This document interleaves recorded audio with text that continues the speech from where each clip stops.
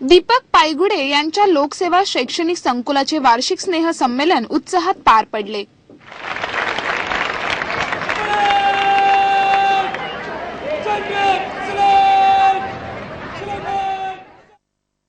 लोकसेवा प्रतिष्ठान पुणे या संस्थेच्या माध्यमातून श्री दीपक पायगुडे यांनी फुलगाव येथे नेताजी सुभाषचंद्र बोस सैनिकी शाळेची स्थापना सन 1999 रोजी केली।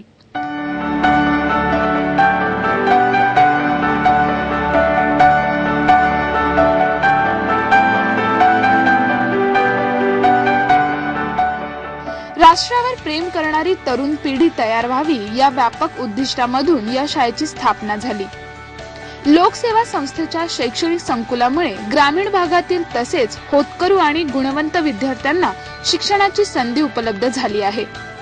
मागील 2 वर्षांपासून गडचिरोलीच्या आदिवासी परिसरातील 55 विद्यार्थ्यांना दत्तक घेऊन दीपक पायगुडे यांनी नवा ध्येयवाद जोपासला आहे। ना नफा ना तोटा या कार्यसूत्राचा वापर करून दीपक पायगुडे यांनी ही संस्था यशाच्या शिखरावर पोहोचवली आहे। नेताजी सुभाषचंद्र बोस यांच्या जयंतीचे औचित्य साधून मागील 15 वर्षांपासून लोकसेवा प्रतिष्ठानतर्फे वार्षिक स्नेह संमेलन दिमाखात साजरे केले जाते। या वर्षीही या संस्थेचे वार्षिक स्नेह संमेलन दिमाखात साजरे झाले। यावेळी लोकसेवा शिक्षण संकुलाच्या विद्यार्थ्यांनी अनेक प्रकारच्या सांस्कृतिक कार्यक्रमांचे आयोजन केले होते। लोकसेवा शिक्षण संकुलाच्या नेताजी सुभाषचंद्र बोस या सैनिकी शाळेच्या विद्यार्थ्यांनी मिलिटरी परेड करून पाहुण्यांना मानवंदना देत कार्यक्रमाची रंगारंग सुरुवात केली।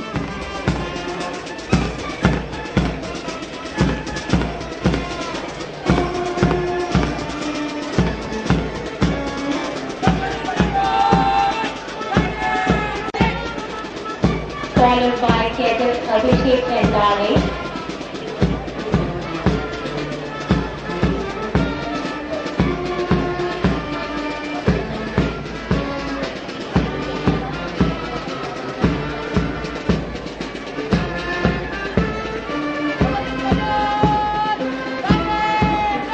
Next in the row is Cadet Parag Wake. त्यानंतर घोडदौड, मल्लखांब या प्रकारच्या चित्तथरारक खेळांनी प्रेक्षकांची मने जिंकली।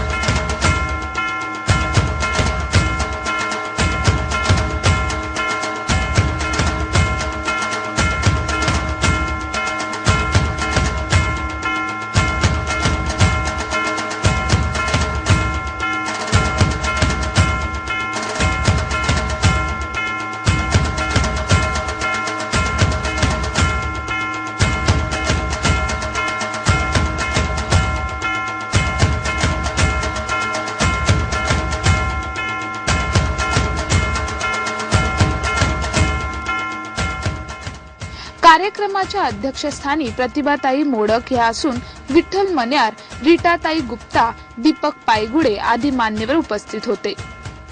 आणि या अॅन्युअल डे साठी कमीत कमी 10,000 लोक ह्या कार्यक्रमाला उपस्थित आहेत। तर ह्या मिलिटरी स्कूलमध्ये सर्व परेड, हॉर्स रायडिंग, त्याच्या नेमबाजी आणि कला गुणांना वाव देण्यासाठी आणि अनेक कार्यक्रम केले जातात याच्यामध्ये।